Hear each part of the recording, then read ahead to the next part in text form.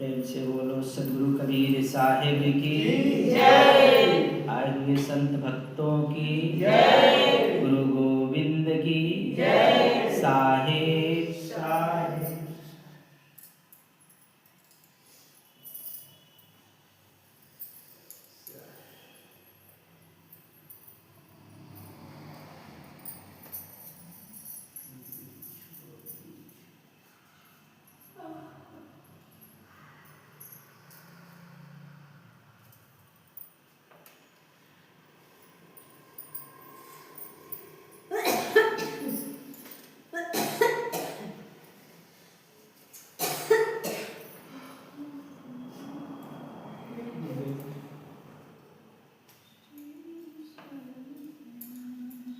सदगुरु कबीर साहब कहते हैं कि मानुष जन्म दुर्लभ है, बहुरी न दूजी बार। मानुष जन्म दुर्लभ है, बहुरी न दूजी बार। पक्का फल जो गिर पड़ा, फिर बहुरी न लागे डार। जो व्यक्ति इस मनुष्य जीवन को पा लिया है और पा करके इस संसार में अपने जीवन से यानी स्वयं से ही वो चुके जा रहा है और इस संसार रूपी वृक्ष से चुक जाता है, एक दिन उसके जीवन में वृद्धापना आ जाता है और वृद्धापना के साथ साथ फिर इस संसार सागर से वो टूट करके नीचे गिर जाता है। जिस तरह से एक वृक्ष है, वृक्ष में जब फल लगते हैं तो देखते हैं पक करके जो गिर जाता तो फिर झाड़ में जाकर लगता है वापस। वैसे ही तुम्हारे ये जो जीवन है, एक एक पल एक एक क्षण बीते जा रहा, तुम चुके जा रहे हो। और चुकने का मतलब ये है कि तुम इस जीवन से ये चुके जा रहे हो कि तुम खुद को ही नहीं समझ पा रहे और बाह्य क्रियाओं में इस जगत के जो पाखंड है, आडंबर है, उसी में हम दिन प्रतिदिन फंसते जा रहे हैं और हम उन चीज़ों को इकट्ठा करने में जुड़े हुए हैं, अपने पूरे जीवन को खो रहे हैं जो हमारे जीवन में वो कोई कार्य नहीं आएगी। मतलब जो कुछ तुम यहाँ पर देख रहे हो या जो कुछ तुम कर रहे हो वो तुम्हारे संग साथ जाने वाला नहीं है और हम उसी को इकट्ठा करने में, उसी को एकत्रित करने में हम इस संसार सागर से चुक जाते हैं। और संसार सागर से चुकते क्या हैं? चुकते वो हैं कि हमने अभी तक खुद की सुधि नहीं लिया, स्वयं की सुधि नहीं ली कि मेरे भीतर ही जो आया वो क्या है। और बाहर में हम क्या करते हैं? बाहर में मंदिर, मस्जिद, गिरजाघर, गुरुद्वारा यानी नाना प्रकार के बाह्य क्रियाओं में हम पड़े रहते हैं और उनकी कथाओं में भी बड़ी रुचि रखते हैं। हम कथाकारों में भी रुचि रखते हैं और कथा में भी रुचि रखते हैं और उन मंदिरों में भी रुचि रखते हैं और खुद से कभी अपने आप से कभी रुचि नहीं रखा कि मैं ही किस कारण से चलता, उठता, बोलता, डोलता हूं। वो कौन सी ऊर्जा, कौन सी शक्ति, कौन सी चेतना मेरे भीतर क्या है। और फिर हम अपने आंखों को पसार कर देखते हैं कि कितने लोग आपके सामने चले जा रहे हैं, विदा भी हो रहे हैं और आप भी क्या सोचते हैं कि मैं तो अभी नहीं गया ना, मुझे तो अभी काफी थी लंबा, अभी कहाँ। मैंने कई बार आप लोगों को बताया कि मृत्यु किसी को कहकर नहीं आती कि पके हुए फल ही सिर्फ झाड़ से गिरते हैं। जो पक्का है वो तो गिर ही जाता है, थोड़ा सा हवा का झोंका लगता तो देखते हैं गिर जाता है। देखते हैं जिसके जीवन में वृद्धापना आ जाता है उनको तमाम बीमारियां जकड़ लेता है। थोड़े से मौसम चेंज होता है उनको बीमारियां, काफी ठंडी पड़ गई तो ठंडी में ही चले जाते हैं, लू ज्यादा बहने लगा, लू लग गई, चले जाते हैं, क्योंकि वो पक गया। जो पक गया आम, जिसकी वृद्धापना आ गया तो वो अधिक समय तक दुख को उसके शरीर झेल नहीं पाता है, ना अधिक तपन को झेलता है और ना ही अधिक ठंडी को, न सर्दी को, ज्यादा झेल नहीं पाता। लेकिन कभी कभी क्या होता है कि देखते हैं जब तूफान आता है तो कच्चा भी फल गिर जाता है, अर्थात जो फल वृक्ष से गिर जाता वो कभी लगता नहीं। इसलिए हमारी उम्र चाहे कोई भी हो, लेकिन ये जानकर ही चलना चाहिए कि इस संसार सागर से मुझे विदा हो जाना है। क्योंकि और विदा होने के बाद ये न सोचना, ऐसा भी न सोचना कि मैं फिर पुनः जन्म ले लूंगा। अगर ये वृक्ष में अगर फल लगता हो तो तुम्हारा जन्म होगा। जो झाड़ से गिर जाता नीचे वो कभी लगता, अगर वो नहीं लगता तो तुम्हारा जन्म कैसे होगा? जन्म तो मुश्किल हो गया। कहते हैं कि जो जीवन पाए हो, इसलिए इस जीवन में कुछ ऐसा कर जाओ कि फिर आना न हो। और ऐसा नहीं जन्म नहीं होता, कर्मानुसार योनि धारण होता। बहुरी नानी मनुष्य जीवन फिर नहीं मिलता। इसलिए साहब कहते हैं कि पक्का फल जो हो, जो गिर पड़ा बहुरी न लागे डार, वो पुनः दोबारा डार में लगता नहीं है। क्योंकि ये जो जीवन है इसको दुर्लभ बताते हैं। दुर्लभ का मतलब ये नहीं होता है कि कभी मिलता नहीं, कभी मिल जाए, कभी कदार अचानक। देखते हैं जो दूर के रिश्तेदार होते हैं वो जल्दी आपके घर पर आते हैं, कभी कदार आते हैं, है कि नहीं? तो आप कहते कि क्या हाल चाल है, तो आते हैं तो उनको कितना तुम आओ भगत करते हो कि क्या खिला दूं, क्या पहना दूं, कहाँ बैठाऊं, करते हो कि नहीं? वैसे ही तुम भी अपने जीवन को जानना।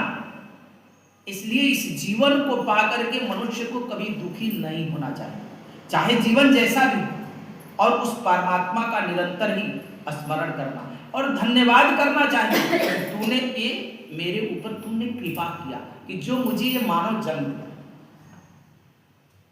जैसे कोई आपके घर पहुंच जाता अचानक, जो दूर के रहते हैं लोग, तो आप क्या कहते हैं कि बड़ी कृपा की कि आपका चरण मेरे घर तक आया। कहते हैं ना जी, 2-4 दिन और ठहरिए, और सोचते हैं कि क्या क्या बना करके इनको खिला दूं, कितना अच्छा अच्छा खिलाऊं।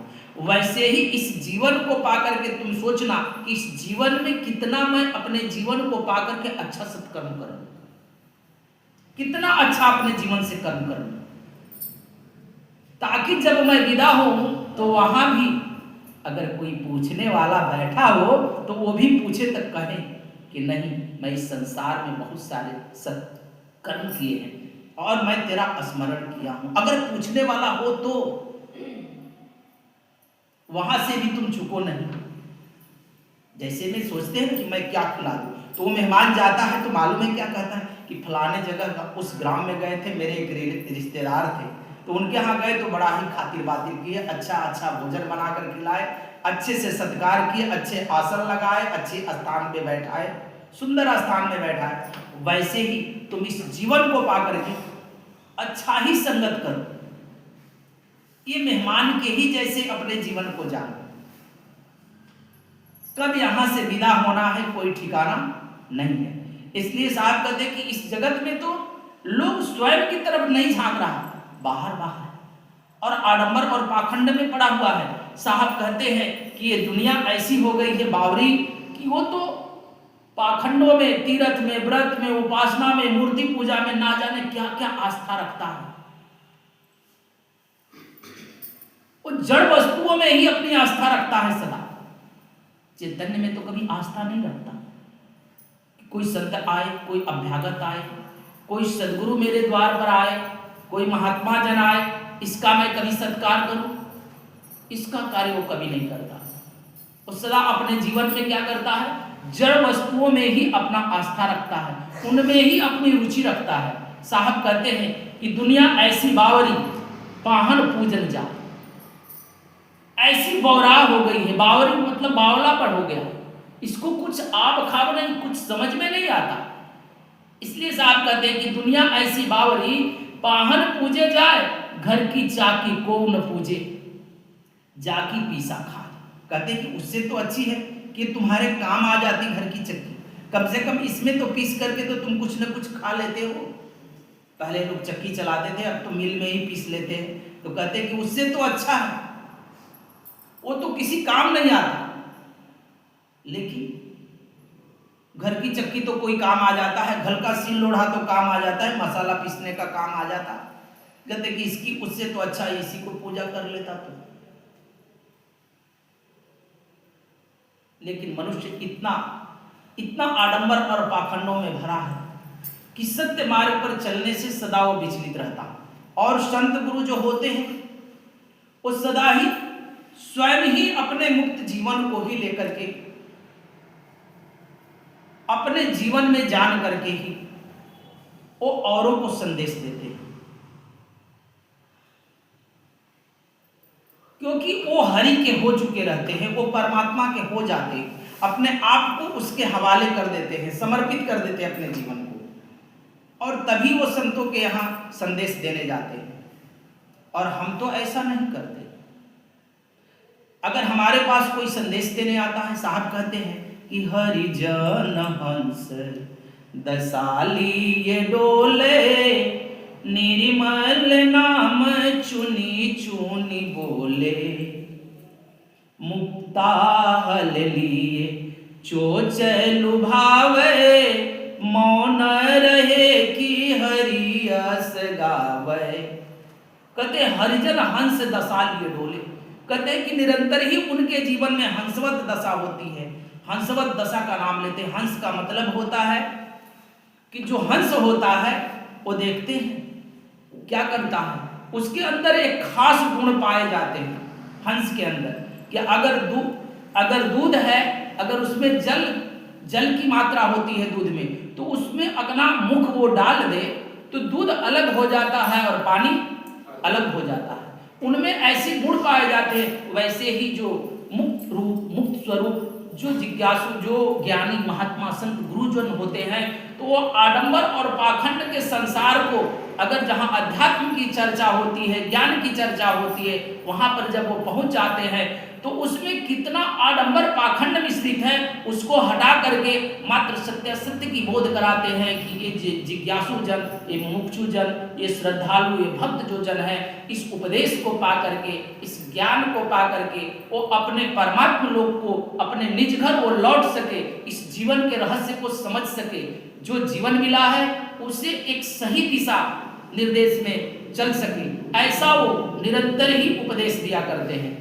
इसलिए साहब कहते कि मुक्ता हल लिए चोच लुभावे, वो निरंतर ही जिज्ञासुओं के हृदय में सदा ही प्रेम भरते हैं, करुणा भरते हैं, दया भरते हैं और सदा ही ऐसे उपदेश देते हैं जिनके उपदेश को सुन करके जिज्ञासु जन प्रभावित होते हैं, उनसे मिलने के लिए आकर्षित होते हैं। कहते हैं कि मुक्ता हल लिए चोच लुभावे, कहते हैं कि या तो वो मुक्त स्वरूप अपने आप में रहते हैं, या तो वो अकेला निरंतर ही रहते हैं, या तो फिर मौन धारण करते हैं, नहीं तो फिर हरि का यश गान करते हैं, निरंतर ही वो सुमिरन भजन करते हैं। और इसी कारण से हमारे जीवन में हमें उपदेश देते हैं, क्योंकि इस संसार में इतने प्रकार की भक्ति बताई गई है कि संसार के जो मनुष्य है इस भक्ति को जान करके भ्रमित हो गया है। भ्रमणा रूपी भक्ति ये करते रहते हैं। यहाँ पर आकर के पितर पाथर तो है ही है, कितने अवतारी पुरुषों का भी लोग यहाँ पर पूजा पाठ करते रहते हैं, निरंतर ही अवतारी पुरुषों में ही लिप्त रहते हैं। कोई राम से मुक्ति मांगता है, कोई कृष्ण से मुक्ति मांगता है, नहीं, इन लोगों से इनको ही परमात्मा समझ बैठा कि यही परमात्मा।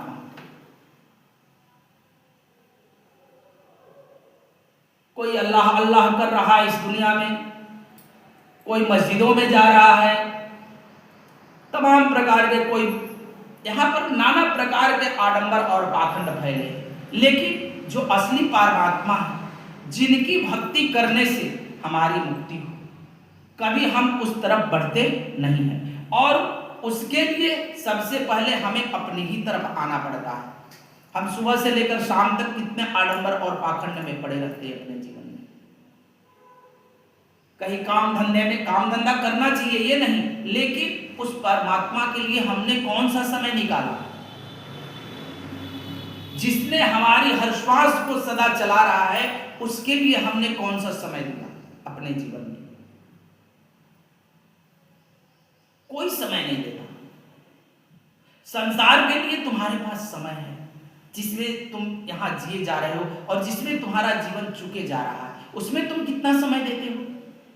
और फिर एक दिन यही करते, आपाधापी का कार्य करते करते तुम एक दिन चुक जाते हो, इस संसार से तुमको विदा होना पड़ता।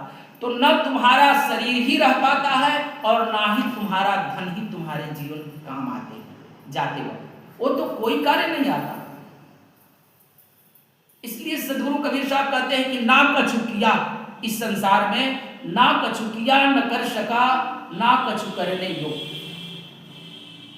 यहां पर करने योग्य कहते हैं कुछ भी नहीं है, तुम क्या कर लोगे? बस यहां पर क्या हो रहा है कि मैं मेरी सब जान के, यहां पर सब तेरा मेरा चल रहा है।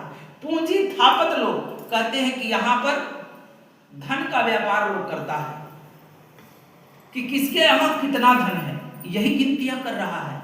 दिन प्रतिदिन सुबह से लेकर शाम तक, और इसी को इकट्ठा कर रहा, जो इनके मुट्ठी कुछ आने वाला, कोई हाथ नहीं आने वाला है। चाहे तुम अरबपति बनो, खरबपति बनो, कुछ भी काम नहीं आएगा।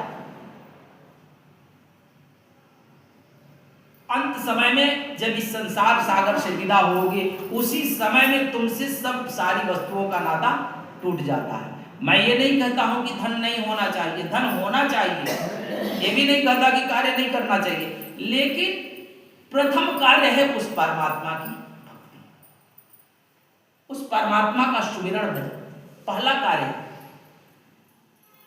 उसके बाद सारा कार्य करो। तुम 24 घंटा तो भक्ति नहीं करते हो कि 24 घंटा भक्ति करते हो, उसमें तुमको सोना भी है, काम भी करना है, नहाना भी है, खाना भी है ना, सब बहुत सारे कार्य तुम्हारे।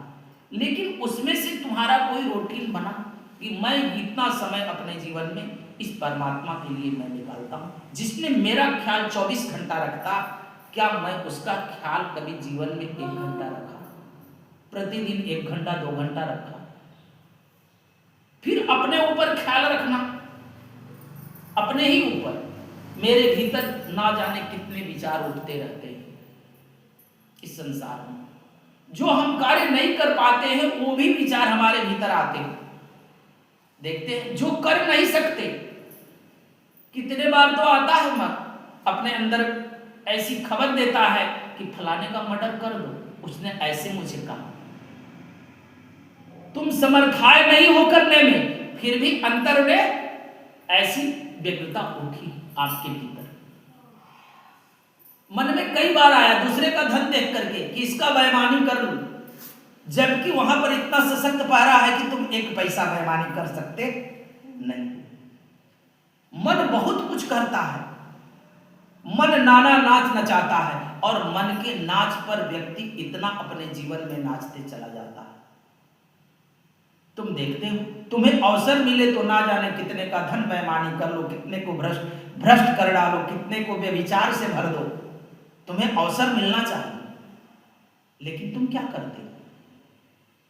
तुम कभी अपने भीतर के जो तमाम प्रकार के जो विचार उठते हैं उससे कभी बातें करते हो कि ये विचार मुझे क्यों आ रहे हैं? ऐसा कभी तुमने किया विचार अपने भीतर कि ये विचार मेरे भीतर नहीं आना चाहिए? कर न सके फिर भी तुमने कर लिया, किया नहीं फिर भी कर लिया जीवन में। इसलिए साहब कहते हैं कि हमें सदा निरंतर ही संतों की संगति करनी चाहिए, गुरु महात्माओं की संगति करनी चाहिए, उनके निकट जाना चाहिए, उनके दर्शन में जाना चाहिए, उनके उपदेश में जाना चाहिए हमें। और हम कहाँ पहुंच जाते हैं? जहां मुझे कोई भी दबाव, कोई भी मुझे डांट ना पड़े वहां। तो भाई मूर्ति तो आपको डांटेगी नहीं, है ना? राम थे तो कब के चले गए, और हम उसी राम से लोग मुक्ति भी मांगते हैं इस संसार में, देखते हैं। और यहां पर तो इतने मतलब कि यहां इतने आडंबर है, और अपने शास्त्रों को पढ़ोगे तो तुम घबराओगे। जन्म भी निराले निराले ढंग से होते हैं यहां। किसी को खीर खाने से जन्म हो जाता, तो कोई धरती से निकल जाता, तो कोई घड़े से पैदा हो जाता, देखते हैं, तो कोई सुग्गे से पैदा हो जाता। अब घबराएंगे सोच करके, कोई सूरजे से पैदा हो जाता, नहीं होते हैं। सूरज से ही कितने पैदा हो जाते हैं, कितने गंगा से ही पैदा हो जाते हैं। ऐसे ऐसे शास्त्रों में बातें हैं, तुम भी सोचोगे कि क्या क्या लिखा हुआ है। और अच्छे अच्छे ज्ञानी भी उसे पढ़ करके दिग्भ्रमित होते हैं। जानते हैं भगवान राम का जन्म खीर खाने से हुआ नहीं, माता सीता का जो जन्म है, सीता जी का, वो धरती से हुआ, खेत से हो गया हल चलाते। सुखदेव मुनि का जन्म सूखे से हो गया। कर्ण का जन्म सूरज से हुआ। सूरज देखते हैं कितना बड़ा है, अब देख रहे हैं ना, पृथ्वी से 20 गुना बड़ा सूरज है और आग का गोला है। शायद सूरज नाम का कोई व्यक्ति होगा। क्यों? कर्ण किसका पुत्र था? सूर्य पुत्र कर्ण था। ये थोड़ा लिखा गया है कि जो सामने आए आसमान में उसका। अब सूरज नाम का व्यक्ति था कि क्या था, वो तो देखने में आएगा ना, लेकिन उसी सूरज आदित्य भगवान की ही बातें आएंगी। वो मतलब लिखने का बहुत कुछ लिख दिया साहब। अब आप पढ़ पढ़ करके दिग्भ्रमित होते जाएंगे। और भगवान राम जब शादी करने गए थे, भगवान राम से मस्करी करती हैं। हाँ, जो अयोध्या से गए जनकपुर, तो जनकपुर की ही जो स्त्रियां थी वो उनसे मस्करी करती। और ऐसी बात लिखी गई है, अति उदार दार सुत अवधपुरी की बामा, खीर खाए पैदा सुत करती पति का कछु नहीं कामा। कहती है कि अति उदार दार सुत अवधपुरी की बामा, खीर खाए पैदा सुत करती पति के कछु नहीं कामा। कहे कि हे राम, आपके यहाँ तो स्त्रियां खीर खाने से ही गर्भवती हो जाती है, बच्चा पैदा कर लेती है, पुत्र पैदा कर लेती है, वहां पर पति का क्या जरूरत है। तब यह बात सुनकर के राम मुस्काते हैं और फिर कहते हैं, वहां पर उस समय में राम भगवान भी कहते हैं जिसे भगवान हम मानते हैं, सखी बचन सुन के रघुनंदन बोले मृदु मधुकाते। सखी बचन सुन के रघुनंदन बोले मृदु मधुकाते, आपन चाल छुपाओ प्यारी करो आन की बातें। वो कह रहे हैं कि हे सखी, तुम तो सखिया सब, तुम तो मेरी बात कर रही हो और अपनी तो छुपा रही हो, अपनी बात तो जरा बताओ। मां, और आगे कहते हैं राम कि मात पिता बिन कोई नहीं जन्मे, मात पिता बिन कोई नहीं जन्मे, थापे वेद की रीति, तुम्हारे तो सब मही से उपजे, हमारे अस नहीं रीति। कह रहे हैं कि अपनी तो बात छुपा रही हो, अरे माता पिता के बिना कहीं कोई किसी का जन्म नहीं होता। बांधे वेद की रीति, कहते कि वेद में ऐसी बातें बहुत सारी आई है, इसलिए यह बात लिख दी गई, यानी वेदा अनुसार, क्योंकि वेद में भी बहुत सारी बातें आई है, जैसे त्रिदेवा की, त्रिदेवा के कोई पिता नहीं, तो ये सब बातें आई है। तो कहते हैं कि बांधे वेद की रीति, वेदा अनुसार ये बातें आ गई। लेकिन तुम्हारे यहां तो लोग खेत यानी खेत से उपजता, एक कैसे पैदा होता, खीर से, और एक कैसे पैदा होता, खेत से। तो ऐसी विडंबना है इस संसार में, ऐसे ऐसे भगवान पैदा होते हैं। यहाँ पर कोई विधवा से पैदा हो जाता है, तो इस तरह की जब बातें आती है तो कोई पूछता है कि भैया कबीर कैसे, तो भाई आकाश से पैदा हो, आकाश से टपक गए कबीर साहब। बहुत सारी बातें आती है, ऐसे ऐसे आडंबर में लोग फंसे हुए हैं, लेकिन जन्म माने नहीं रखता। हम एक बात बता देते हैं कि किसका जन्म कैसे हुआ, उसके गुण लक्षण माने रखते हैं, उस पर बल देने की कोई जरूरत नहीं होती कि कौन कैसे आया, किसने कैसा संदेश दिया मानव समाज के हित में, इससे मतलब रखना चाहिए संसार का। उससे कुछ ज्ञान ध्यान अगर मिलता है, कुछ अच्छा मिलता हो, तो उसे हमें अपने जीवन में ग्रहण करना चाहिए। बाकी और किसी कौन कब जन्म लिया, कम क्या किया, इससे कोई मतलब नहीं होता। जीवन में अच्छाई से मतलब होना चाहिए। सदगुरु कबीर साहब कहते हैं कि साधु ऐसा चाहिए जैसे सूप सुहाग। साधु, एक साधक को कैसा होना चाहिए, कहते कि जिस तरह से सूप है, सार सार को गही रहे थोता दे उड़ा। जहां हमारी आत्म कल्याण की बात होती हो, जहां सत्य उपदेश मिलता हो, वैसे शब्दों को अपने जीवन में ग्रहण करना चाहिए। जो अच्छा लगे शास्त्रों में, जो उचित लगे, उसे अपने जीवन में निरंतर ही धारण करना चाहिए। क्योंकि शास्त्रों में तो बहुत सारी बातें आ गई हैं और शास्त्रों में अच्छी भी बातें हैं। अगर हमारे शोध में नहीं आता तो हम कुछ भी कह लेते हैं, लेकिन उसमें अच्छी भी बातें हैं और गलत भी बातें हैं। लेकिन किसी को बढ़ा चढ़ाकर लिखने की बातें कुछ कारण होता है। अगर कोई लिखता है इस प्रकार की बातें, तो जो नहीं लिखना चाहिए उसको अलग ढंग से लिखा गया। क्योंकि लिखने पढ़ने की जो कार्य था वो किसके पास था? ब्राह्मणों के पास था। और ब्राह्मणों ने अभी तक भी लोगों को पछाड़ते जा रहा है। तभी नहीं, अभी तक पछाड़ते जा रहा ब्राह्मण ने। तेली के, बनिया के, कुम्हार को और क्या कहते हैं कोल भील को और डोम को, इतने लोगों के घर तो पंडितों को जाना ही नहीं चाहिए। क्योंकि रामायण अजीब ही लिखा गया है। मैं कल ही पढ़ रहा था एक जगह, उसमें लिखा गया कि तेनर अधम तेली कुम्हारा सुपच की रात को कलवारा। जातों की बात आती है उसमें। कहते हैं कि वो आदमी छुतहर है। कौन कौन? 5 जात की बात आई है।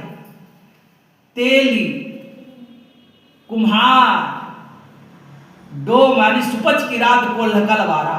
तो डोम और क्या कहते हैं कोल भील, जो कोल भील होते हैं, और कलवार, और सारा कलवार तेली मिल करके पंडितों को खूब खूब दक्षिणा देता है। अब पंडित लोग खूब खूब दक्षिणा लेता भी है। पंडित को तो एक तो लेना भी नहीं चाहिए, मान ले ये दे तब वो नहीं, क्योंकि छुतहर है तो उसके यहाँ खाना भी नहीं चाहिए। यहाँ तो देखे कि बिना पंडित पहले पहुंच जाते हैं खाने पीने के लिए, दान दक्षिणा लेने के लिए भी लाइन लगाए रहते हैं।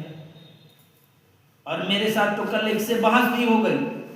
मैंने कहा कि तुम लोगों को तो यहाँ पर दक्षिणा लेने आना नहीं चाहिए, क्योंकि उसको छू दिया तो तुम छुआ गया, कैसे लेकर जाओगे? या तो तुम अगर आ रहे हो तो अपने शास्त्रों को बदल लो, जो लिखे हो उसको बदल करके सुधार लो, या तो तुम खुद सुधर जाओ। दो में एक काम करना चाहिए ना। या तो पंडित सुधर जाए कि मैं इनके पास नहीं जाऊंगा, या तो फिर अपने शास्त्रों को सुधारने की ये चौपाई यहां से मिटा दूंगा। दो काम करना चाहिए।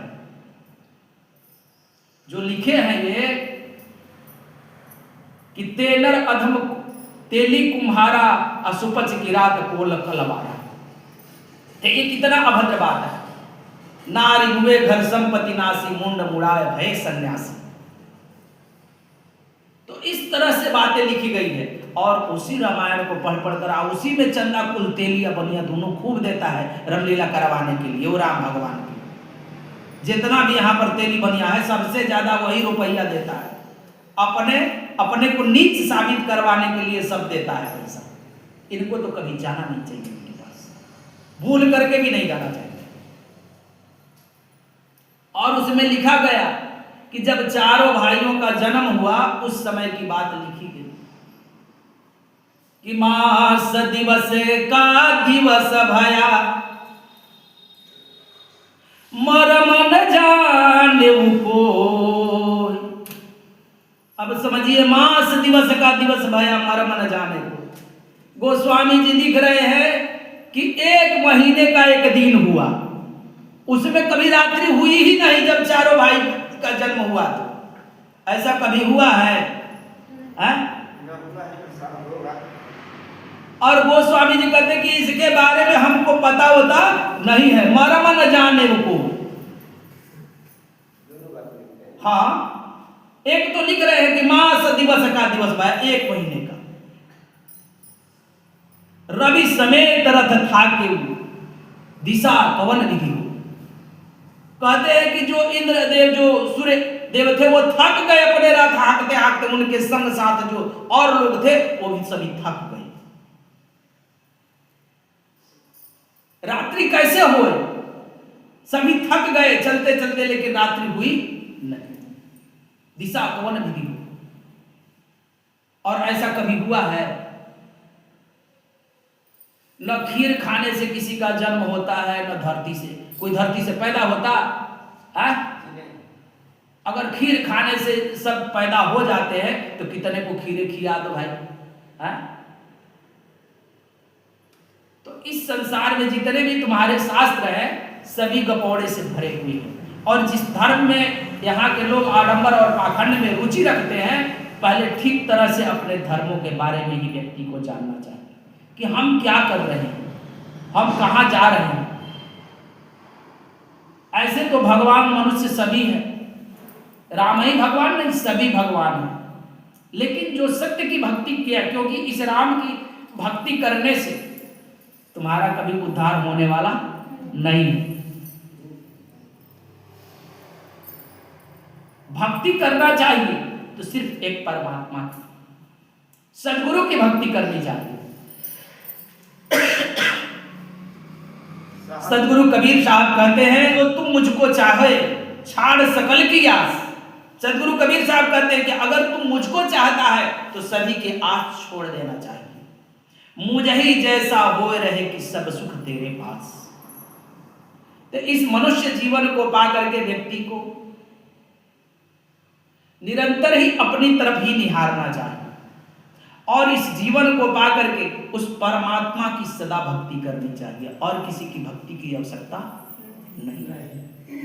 और हम दिन प्रतिदिन आडंबर और पाखंड में ये देवी ये देवता को, कितने तो ओझामती के पास जाकर के वही सब कुछ बाबा है, ओझामती में तबाह रहता है। मनुष्य को यह भी पता नहीं कि मेरे भीतर क्या आया, और यूं ही जिए चला जाता है और ऐसे ही उसका जीवन नष्ट हो जाता है। इसलिए अगर हमारे जीवन में किसी गुरु के माध्यम से अगर कुछ मिला है, सिमरन भजन का मार्ग मिला है, तो हमें निरंतर ही उसका स्मरण करते रहना चाहिए।